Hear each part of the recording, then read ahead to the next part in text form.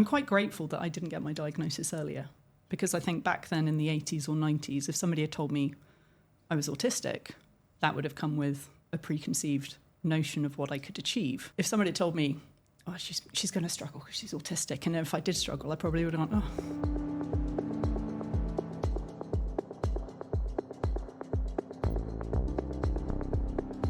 From rainbow wardrobes to boardroom breakthroughs, Sophie is a self-confessed dot connector, a strategy maven and neurodiversity champion. She's the ultimate reminder that you can be both brilliantly unconventional and wildly successful. Hi, welcome back to another episode of Fast Brain Women. I'm very excited to, first of all, prove that Fast Brain Women do come in all glorious colours today, because as you'll see, the fashion coordination has really kind of notched up a level. We're either wearing the same colour or wearing wild patterns. We have an amazing guest for you today. I kind of had a little sneaky peek because we have already had a little one-to-one time. I met with Sophie a few weeks ago now in her capacity as consultant for startups and neurodiverse business owners, and we got talking, and I knew instantly that she would be a great guest for today's podcast. So welcome. Thank you very much. And you guys are already friends as well, right? Yeah. We ended up in we met at Crunch Mums.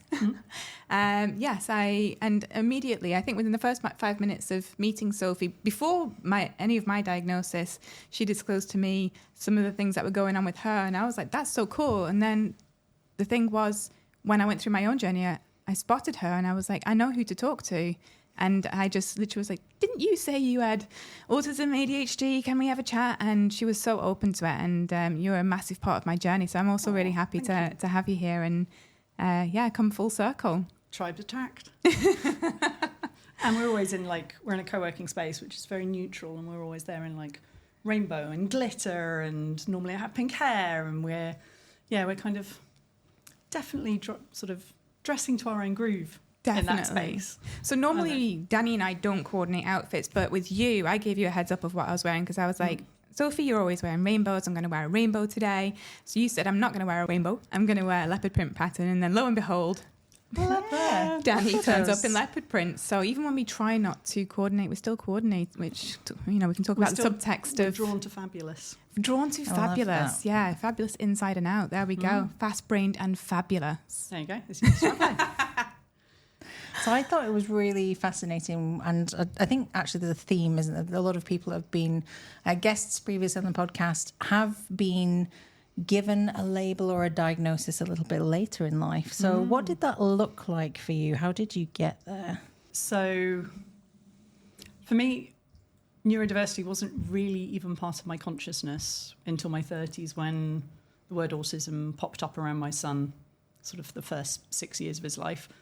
My sister got an ADHD diagnosis when she was 20, and I think I would have put myself in the uninformed/skeptical group that thought maybe she was looking for extra time at exams, not really connecting it to quite a lot of, red flags in her sort of journey with mental health and eating disorders. And it was very much at that kind of point in the early 2000s when diagnoses started to go up and people started saying, it's a bit of a trend, everyone's jumping on the bandwagon. And I never used that as an opportunity to really figure out what it was or understand it. So it was only when, the word autism, or sort of not so much ADHD, but I think there was always that vein with my son's behaviour, emotional regulation, distraction, that, I started to look into it, but it wasn't until he had his own kind of mental health crisis at 7 that I reached out for support for him, and instantly kind of playing back his history and what he was struggling with. They were saying, he's a great candidate for an Asperger's diagnosis. And at that point I was like, I better read up about this stuff. So dived into it. That became my world. Red flag. Hello, somebody hyper-focusing on research. And, I read so many books and so many papers, and in all of them I was sort of ticking off with a pencil on one side of the paper, this is my son, but then on the other side going, it's me, this is me, hello, that's me. And it just was like a massive dot connector for me. Okay. And it wasn't like I felt like I'd been struggling or misunderstood. You know, I had a brilliant corporate career, fantastic relationship, living in Dubai, beautiful house, 3 wonderful kids. You know, I was very stereotypically successful. Mm-hmm. So it wasn't like I was sat there looking for the reason of why I was struggling. I wasn't struggling. There'd always been things that hadn't made sense. Okay. So one of them was, you know, my own mental health challenges kind of as a child, university, early adulthood, which were put down to depression, but never really made sense because I didn't feel depressed. What did you feel? Exhausted. We've had this before. Overwhelmed. But not emotionally miserable. 60% of the diagnostic criteria for depression could apply to me, but the big ones didn't really make sense. But, you know, I still sought out therapy, medication and support, but just sort of sat there and went, that doesn't feel right, doesn't sit well. Yeah. At school, I was a really spiky individual, so I had years of academic brilliance and years where I really struggled and got nowhere. Okay. And there was this narrative of being lazy or a bit stupid that didn't make sense because I knew I wasn't. Mm-hmm. I just, you know, I knew I had a good brain, but everybody kept telling me these things and I was like, Yeah. and I'm quite grateful that I didn't get my diagnosis earlier because I think back then in the 80s or 90s, if somebody had told me I was autistic, that would have come with a preconceived notion of what I could achieve. Right. And I think I wouldn't have had that stubbornness or drive to go, I don't believe that. I'm going to prove to you. Yes. Yeah. You know, you're telling me I can't go to university. That doesn't make sense. I'm going to prove you wrong. Yes. You're telling me I can't go into strategy consulting. I'm going to prove you wrong. If somebody had told me, oh, she's going to struggle because she's autistic, and if I did struggle, I probably would have gone, oh, makes sense. Not going to achieve those things. So did you have conflicting feelings then? Because you talked about the signs in your son and then going through that diagnosis at such a early age for him. Did you, or is it a sign of the times that you felt open to that? I was not resistant to him getting a diagnosis at all because I think we recognised that he was really struggling. Right. Okay. And yes, I understand. that he needed support and we needed to know what was going on. And I think we had come across more children with neurodiversity diagnoses at that point. My husband was more resistant because his experience, you know, going to boys' schools, autistic boys in the 80s, very different, very stereotypical. You know, bullying, exclusion, very poor kind of life outcomes and expectations. So he really wasn't keen to put a label on it. And I think that's probably why we didn't go for a diagnosis sooner. And we kind of waited, not for a crisis, but for something where I suddenly just went, okay, enough is enough. Yeah. I'm not okay now, and I don't know how to support him. And, you know, I read all this about myself and I ticked all of these boxes and I phoned up his psychiatrist and went, I feel really bad. I don't want to like distract from him. Yeah. But this explained so much for me and I'm not going to be able to drop it now. Now I've got it. It's like a brainworm. What do I do? And she went, well, you know, don't worry. It's genetic component. We see this a lot because we don't need to get school involved. You know, if you've got friends and family who can contribute, that's great, but we can fast track your assessment. So I got my diagnosis 2 or 3 weeks before his assessment was finished. And I think that was actually really important for my husband because it completely recalibrated how he thought about it. Because you were... Because I'm not... I mean, I'm quirky, for sure. I'm very individual. I've noticed. Best possible way. You know, for him, a neurodivergent person, an autistic boy, you know, it felt like there were limitations on what they could achieve and the life they could have and the struggles they would have to go through.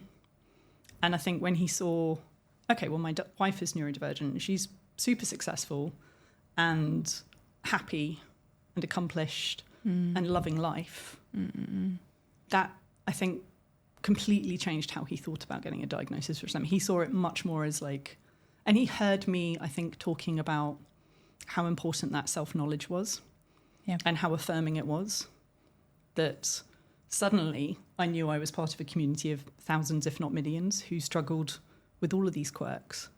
And I think it's so important because, you know, you're talking, and I love what you said, that you weren't struggling with it, but it still helped you piece that puzzle together. And I think that's the question a lot of people have is, you know, I've got this far. Why would I go get a diagnosis? I'm managing, I'm coping, everything's allegedly fine.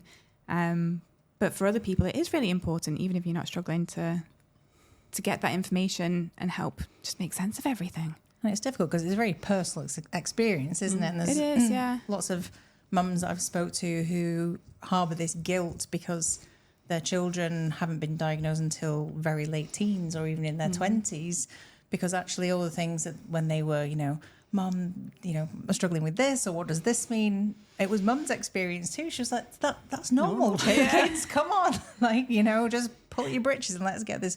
So it's really fascinating to get out of that space. And when, you know, I had a very similar experience of trying to articulate and explain, and you've got these buckets of, do you have anxiety? Do you have a depression? You know, and you've got to kind of fit in those, because on the surface, you know, you're not struggling and that you are successful, and you know, you've achieved things. You're at university, you've done these things, and that just, it doesn't compute. There's nothing, you know, nothing you really can hang your hat on in those moments, which I think derails, again, that sort of self-knowledge. But you talked about your kind of successful career in consulting. Do you think that, and you said that not knowing your kind of neurodivergence at that point maybe held you back? Do you think that there is elements that made you more successful because of how your brain held me back at all? Good. So I think I was successful because of my neurodivergence, not despite it. Okay. And what would that look like on a day-to-day basis? So I think the way my brain works, you know, being able to absorb huge amounts of information, data, you know, I visualize data in a way that I can't explain, and can find, you know, insights and root causes super quickly.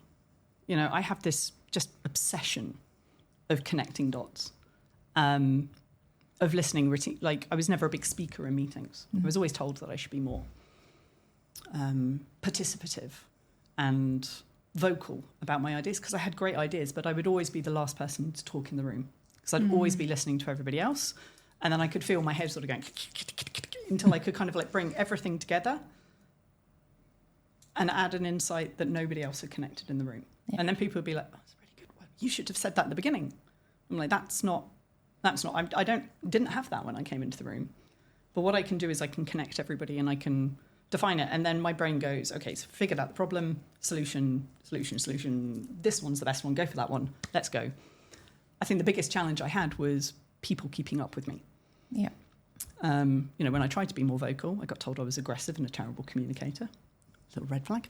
And how did you get into consulting then? Because a lot of, another question that I get asked a lot, and again, mothers of children who are a little bit old, like, what career should, you know, I recommend that my child gets into who's neurodivergent? And, you know, I'm not careers coach or a consultant, but I know what's helped me is when I've been as authentic as possible and really been in those strengths. So I worked in a very kind of creative background, and that's when I shone.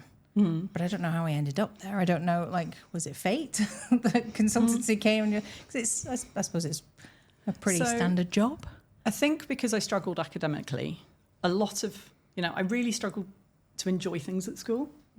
So, you know, on hindsight, I would have loved to have been a marine biologist or a zoologist, maybe even a vet. And actually, when I left my corporate career, I looked at retraining in all of those, or being an organisational psychologist, or being an AI and data analyst. I looked at kind of all of those things because I hadn't performed at school and I hadn't loved them. They were really hard. So I never kind of considered those as careers. At one point, I wanted to be a barrister. One of my special interests at school was reading about law and the abolition of the death penalty for years, and thought I wanted to do that. And then I did work experience in a barrister's office and realised I couldn't walk into a courtroom. Couldn't walk into a room where there were all these people, let alone stand up and speak publicly. And what I still was hate stopping you? The public speaking? Public speaking, but also it's not my natural medium of communication. I think actually if I'd been a solicitor and got to write everything down, that would have been better. But, being on the ball, responding, arguing, those kind of things, having to defend somebody who could have been guilty and not knowing about my innate sense of justice thing then. Sense of justice is a big topic, It's a big right? one. Is it for ADHD as well? Because I definitely resonate with that, and that was fed into my career path of trying to make workplaces better places to be. I feel very strongly, deep in my soul about that. Yeah. So It's fairness and equity. And It's like talking my 8-year-old son off the fence when he's like, there's been a handball in a football match. And like 3 days later, we're still on the topic. Yeah. And I think that's what's interesting about this, because you're the first person that we've had that identifies with ADHD. So what's the intersection? What's the similarities? What the differences in your experience? I mean, we can Google it, but how do you make sense of all that when you're living those two experiences at once? So I think, I was formally diagnosed with autism in 2021. I'd always known I was dyspraxic, but I don't know how. I'd always given myself that that label of hand-eye coordination, spatial awareness, motor skills, not my thing. And then my son was diagnosed ADHD, dyspraxic. But it took me, and we focused for him on the autistic side, the social and emotional regulation post-diagnosis. And that was kind of the journey I was on, autism journey. It's only when I left the corporate world where I was suddenly just completely incompetent. I can't think of another way to describe it. Like, I remember in week 1 of not having a job and booking meetings with myself in my diary. 40 hours a week. Sophie, you're going to meet Sophie and you're going to go for a walk. And then you're going to sit down with Sophie and read a book. And then 20 minutes later, you're going to have lunch with Sophie. Like, I had to put this structure in because I think I knew that I was going to struggle with motivation and deciding what to do. And that, I saw all this opportunity in the weeks I now had to kind of rest and figure out what I wanted to do. But I, in my mind, knew I was going to waste it. That I was just going to be like paralyzed and come out of it just going, what did I do? And, it took me a while to figure out what I wanted to do, that I wanted to kind of go back to my consulting roots, which was very much about kind of problem solving and thinking big and helping people come up with practical solutions, which, I enjoyed so much and I'd got away from when I was in kind of leadership and in internal roles. And so I decided to set up kind of a mentoring consulting business. I couldn't do anything. I was all over the place. Motivation was an issue. Focus was an issue. Prioritization. My brain was just off. I'm going to go in and do this on a website. And I'd come out having done loads of things, but none of the things that I was meant to do. And, I realized I had to work outside of the home, or I'd spend hours organizing biros in my office or getting distracted by sock drawers. And the more I kind of looked at it and then looked at how my son was doing at school and realized that the ADHD side of him was probably creating more challenges academically. And then I kind of looked at what I was doing and went, okay, that makes a lot of sense. Yeah, especially when your nature is problem solving. You are, in essence, a problem to be solved at that point. You have a blank piece of paper. Deep, yeah. But our ability to solve we're fully aware of our shortcomings, our to-do lists and what we need to do. But self-awareness is crippling. Yeah, I agree. And the guilt on top of that. But I would always said I'm a really structured, organised person. But I'm not. I was just in an environment for so many years that was so structured and provided me so much scaffolding. And so much of my time was defined by other people's priorities. That, I could achieve all of those really easily because I knew exactly what was 1, 2, and 3 on my list. And I had support of a team. And if I had things that I couldn't struggle with or I was struggling with, somebody could help me with that. Yeah. But when I was on my own, and suddenly it was just me trying to organise myself and my thoughts and do things. And then, my hyper focus, I'd lose days doing things. Yeah. We're going to take just a quick ADHD-friendly pause. And if you're listening to this while multitasking, then this is most definitely for you, so listen up. The Endel app is honestly my secret weapon to getting things done. It's a sound wellness app that creates these personalized soundscapes designed to help your brain do what it's meant to be doing in that moment. I use it every single day, and whether I'm locking in, focusing, or just wanting to fall asleep at a human hour, it's Endel that gets me there. These guys are such big supporters of the ADHD community, and they're giving you a whole month to try it for free. So you can find the link in the description, or send us a DM wherever on our socials if you can't find it, and we will send it to you. And if you got distracted along the way, even during this little short break, we have gifted you a lovely 5-minute relaxing soundscape from Endel at the end of this episode. So stick around and enjoy. I guess my question is, what is it that led you then to leave your previous job? Because what you're explaining now sounds like a difficult period of time, but there must have been a real motivation to leave the corporate and, you know, what you describe as a very successful or, you know, traditionally successful role. And you'd had some variety, you'd moved around and achieved all of these things. What was the thing that tipped you over the edge of leaving the corporate scene? So I'd ended up in my third internal role, and I'd given up my dream role in global strategy because I was kind of persuaded to stay on after my IT cycle of experience. That was always going to be about 18 months. And they were like, think of a role that you could do in the Middle East. And I kind of gave them a list. And when I kind of said, I can see issues with the HR thing, they went, do that. Don't do this global strategy. And I think it's the first time in my life that ego superseded my rational brain. And, you know, they promised me this career progression and partnership and things that wouldn't have been open to me. And I could see the problem as well. I was like, oh, that's a really good problem. I could solve that. What I hadn't appreciated was the tech role was pretty easy from a social communication, you know. For you. We're all sat there computing about, like, it was quite an interesting, probably quite a neurodiversity safe space. Mm-hmm. You know, there wasn't a lot of interaction and there was zero politics. And when I got into the role of people, and it was post-COVID, and we were dealing with, you know, business issues of getting people back into work, getting people back on planes, dealing with people who wanted to continue to remote work, dealing with mental health challenges that a load of people struggled with, you know, trying to grow a business at 25% in a year. And it was just very, very political. And that I ended up having to compromise on a load of things that were really important to me from a justice perspective. Mm.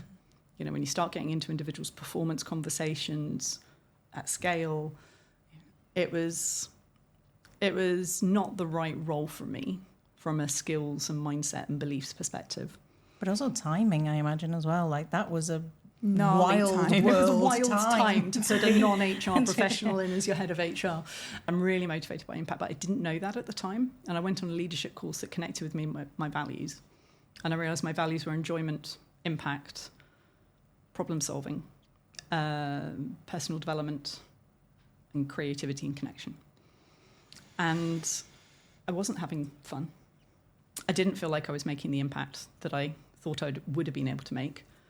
And in the end, the only thing that kept me in that role was the connection with people that I'd worked with who'd become really close friends. Yeah. You know, I just felt I didn't have the things that were really important to me, and that the company, I felt there was a divergence in our values as well. So once I'd articulated mine and I looked at what our company values were and what we stood for, and I couldn't see those at play, it was almost impossible to come back from that.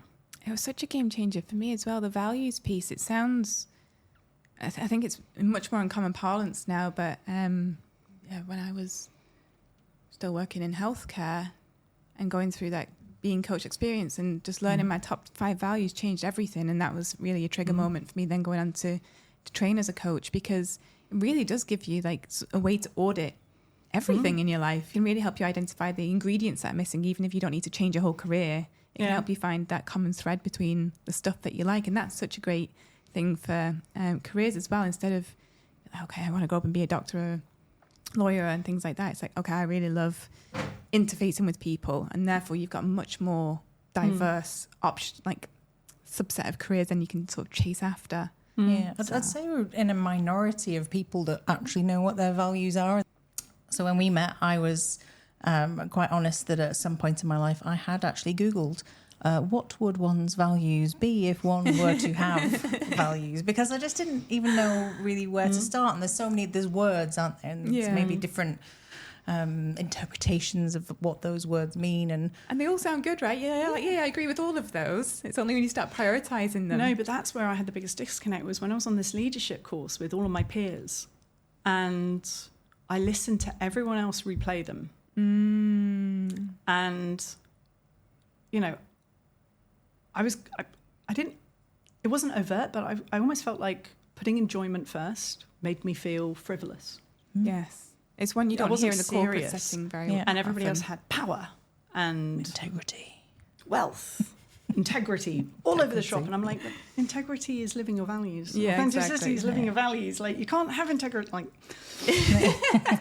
we also get wound up about the semantics. And I just looked at these and went, are these people that I really want to hang out with? These people where, it just became really clear that their drive is around their own personal context.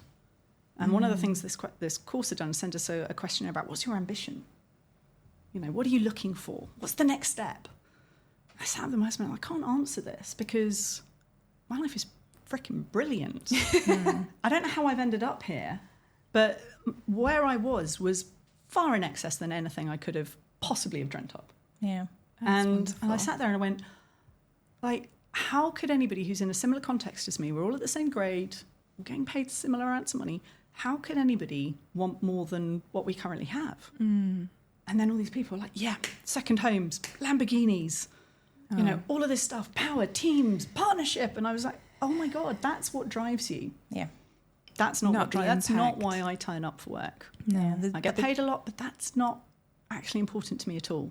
It's the fact that I'm turning up and I love what I do. Yes. The definition of success, I think, is quite it's quite a point of friction, I think, for neurodiverse people, because, and as you were describing it before, I think we can get quite easily swept along by the current of other people's expectations and where we should be and what we should be doing. And it's almost, we don't, in those moments when things are good and, come up for air and actually assess, like, am I successful? Am I living my values? Is this authentically who I am? Because you're just doing. And it's only when we have those moments of pause, whether it's something that we've initiated or the world has initiated on us, that we can actually be like, okay, right, let's figure this out here a little bit. What I loved about what Sophie said is that not enough people, I don't think, take a moment to acknowledge that they're doing really good. Like, we often are aware of when things aren't good and we're feeling crap and our job isn't going well and, everything's a disaster. But I think too infrequently we go, actually, God, I've got a good life, or today's been a good day, and more of that, please. Love that. Thank you, Sophie.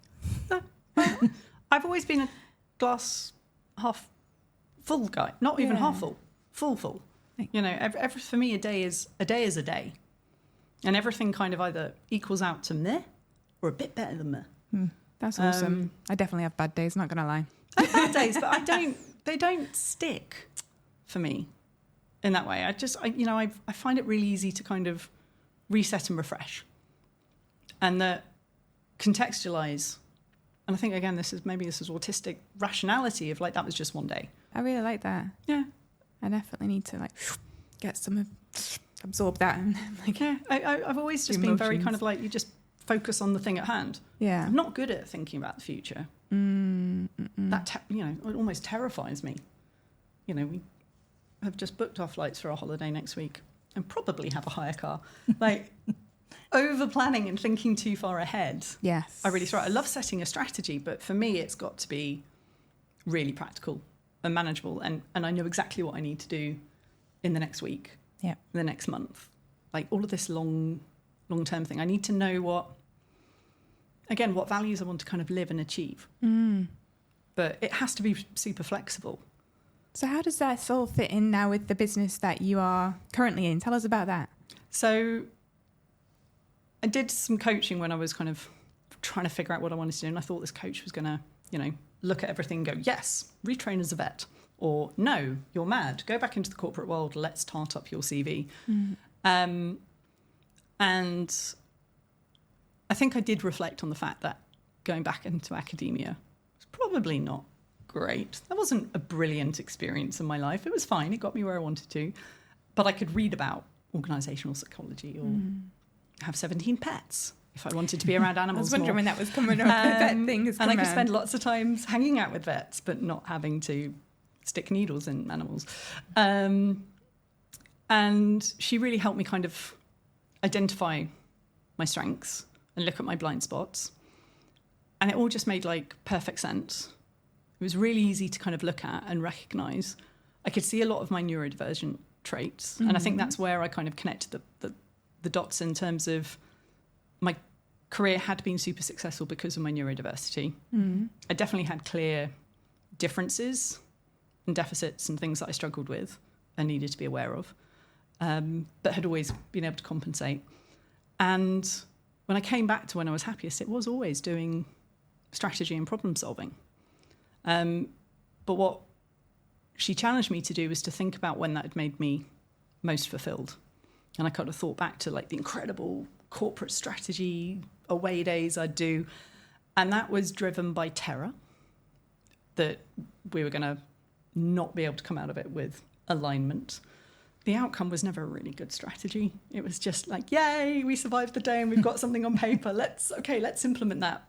When it felt most meaningful was sitting with friends who were setting up their own businesses or trying to figure out what they wanted to do and, you know, listening to them and holding that space, encouraging them to share their dreams and then helping to create a roadmap to get there. So, you know, while corporate strategy was all about mission and vision, you know, I rediscovered the concept of big, hairy, audacious goals and how that combines passion, purpose and impact, which is very value driven. And when I look at women, when I look at neurodivergent entrepreneurs, they're not doing it to be squillionaires. They're doing it because they want to solve a problem that has impacted them, that impacts others. They want to make a difference. Yeah.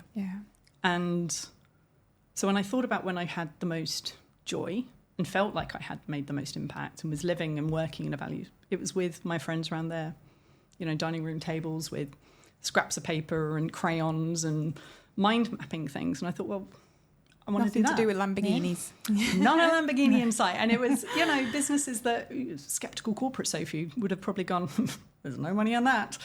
But, you know, I could see the joy and the benefit that they were bringing to the world and to their clients. And yeah, so I thought, okay, how can I bring all of the things that I've learned over the years? How can I bring that corporate strategy? How can I help people who are blocked by technology and kind of enablement, you know, who want to think about people and teams and culture as well, and organizational psychology? How can I weave all that together and use that to kind of empower people that I think are going to make a difference? That must make a difference for Sophie too, right? Oh, yeah. I mean, corporate Sophie was masking continuously. Exhausted, setting no boundaries.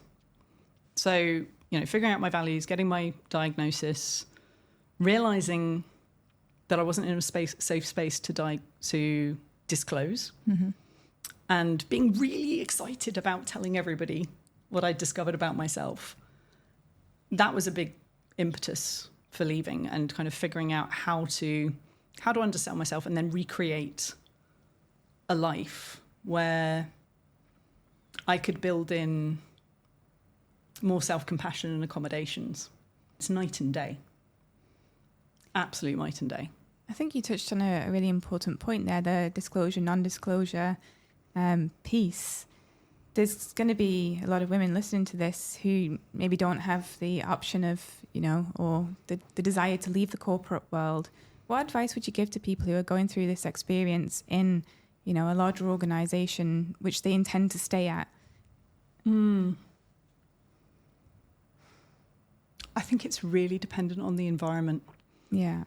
And how able you are and accepted it is to show up as your true, unmasked, authentic self. True. I think it's almost like that's it. it's kind of a process and it's a journey for both the individual and the company as well. And I think with some of the later diagnosed women that I know and that I work with, like getting your ducks in a row and being very like okay in yourself is definitely step number one, because nothing good is going to come of trying to then school your company on how to, you know, be neurodivergent friendly if you're not. How do I say this? I think the work is in really understanding yourself. Yeah. And figuring out what you need to be able to show up as the best version of yourself. That is an And ongoing journey. Then it's about, you know, I think I would have, if I'd stayed in the corporate world, I would have kind of prioritized where I needed, maybe not to disclose, but maybe to be a bit more explicit about my needs.